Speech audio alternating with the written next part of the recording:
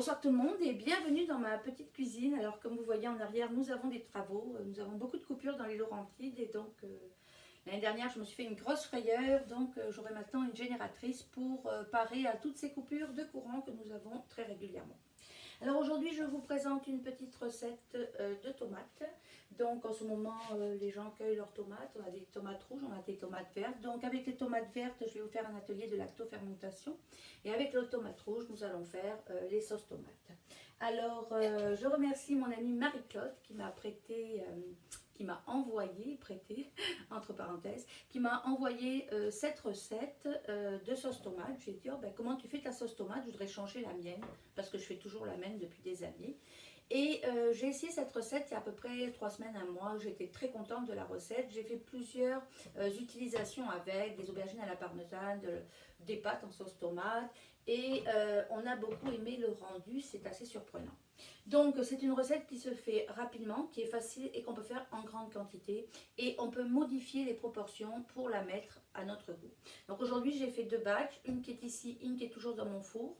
Et avec des proportions différentes. Alors ici qu'est-ce que j'ai pris? Alors j'ai pris des tomates, j'ai lavé mes tomates. Et j'ai coupé mes tomates soit en 2 soit en 4. Des fois je les coupe en 2.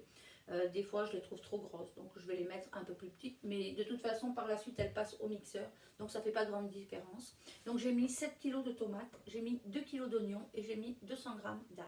Après j'ai rajouté des épices que nous aimons. Donc j'ai mis du poivre de Madagascar, j'ai mis du myrique baumier et j'ai mis du sel. On aurait pu aller mettre du thym citron, pour aller mettre du romarin. J'ai 2 autres batchs qui vont s'en venir après et je la ferai avec des épices différentes. Pour la batch qui est en ce moment dans le four, j'ai décidé de modifier la proportion d'oignons pour savoir si ça avait une influence sur le résultat de la sauce. Donc, une fois que vous avez mis vos tomates, alors vous mettez vos tomates, vos oignons, vos épices et votre ail et vous mettez de l'huile d'olive, vous le mettez au four à 400 degrés Fahrenheit et ceci pour 4 heures. Alors vous pouvez au bout d'une heure et demie venir légèrement remuer pour ce qui est dessus soit dessous et ce qui est dessous soit dessus.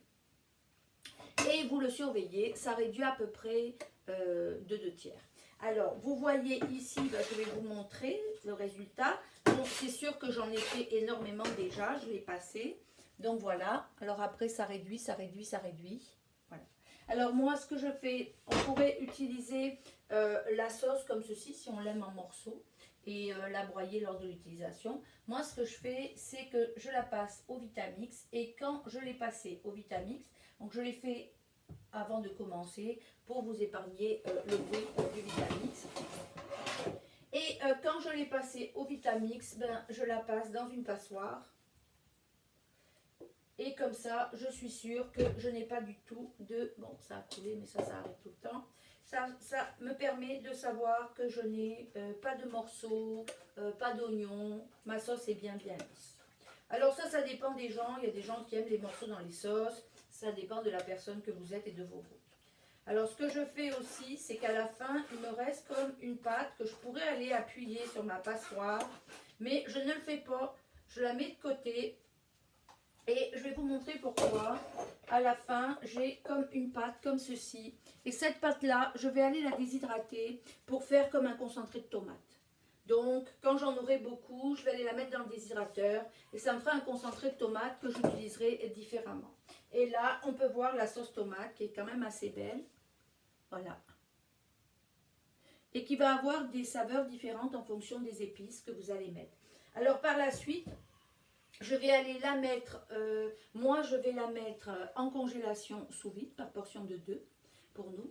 Mais vous pourriez aller aller la mettre en conserve avec un autoclave dans des pots maçons pour pouvoir l'utiliser et ne pas avoir à utiliser votre congélateur. Voilà, sur ce, je vous souhaite une bonne journée. J'ai encore beaucoup de travail en cuisine à faire et je vous dis à la prochaine fois. Au revoir.